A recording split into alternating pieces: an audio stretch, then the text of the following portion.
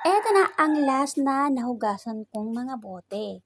So, ito ay ilalagay na sa sako para makadagdag dito sa mga naisa ko na. So, ayan, may konti na lang to guys. So, siguro, mga kaya pa naman itong isang sako. Maka-isang sako pa tayo dito sa itong huling nahugasan ko na ito ng mga bote na ito. Tapos, yung mga naisa ko na, ito, 3 sako na sila. Yan, so, meron na tayong pan-deliver ngayong hapon.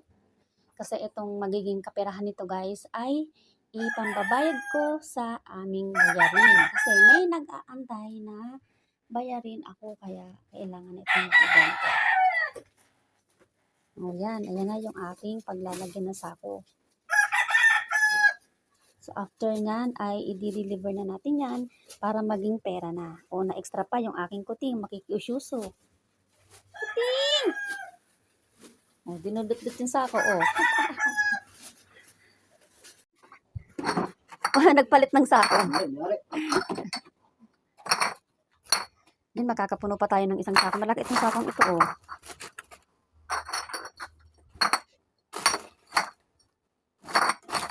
Ito pa. Madami-dami pa din to eh oh. Yan, dahil kailangan maganda yung pagkakasalansan yan.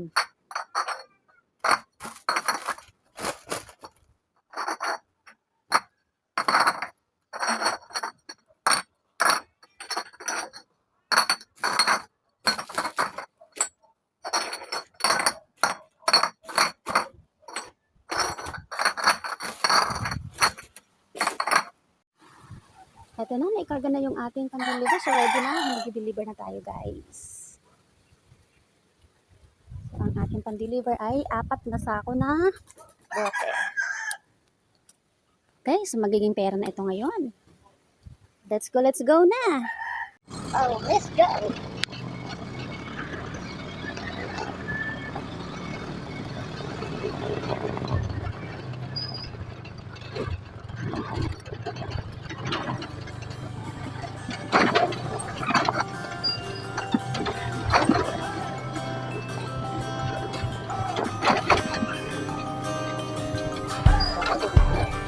Sarado pala siya.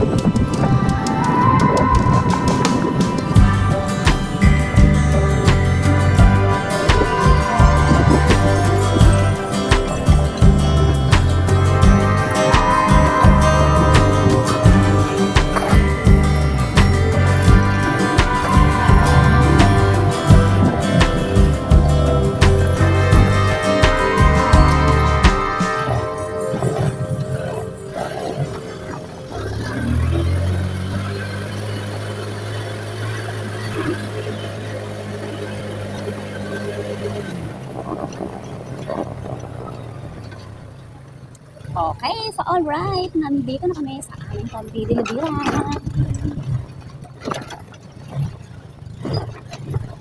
Oops, mukhang walang ano. Yeah. So, pasok tayo, pasok. Dami. Apat na sako lang ito, bote. Ibaba mo na daw.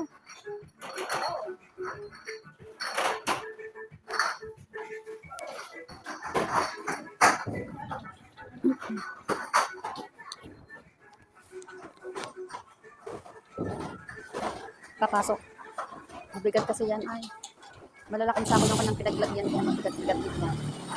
Bigat buhatin.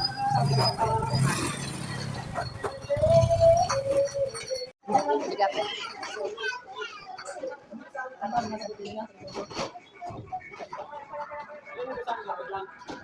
Apat. Kahit dito oh. Iwakan natin ang ano.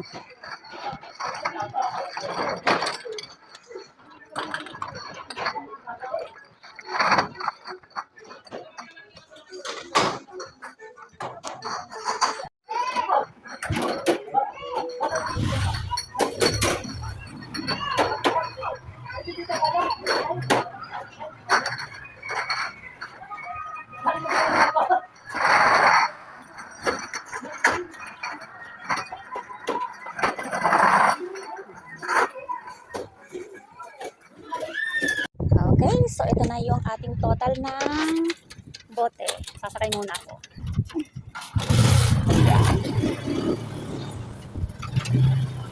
So, ang total ng ating bote ay so kukunin natin yung payment ko doon sa kanilang pwesto sa palengke, sa kanilang tindahan. So ayan, nandito na ako sa palengke. Dadalhin ko na itong ating listahan dito sa kanilang pwesto, sa kanilang tindahan at i-claim ko yung bayad. Yan, nandito na tayo. Tao po, yung sa bote.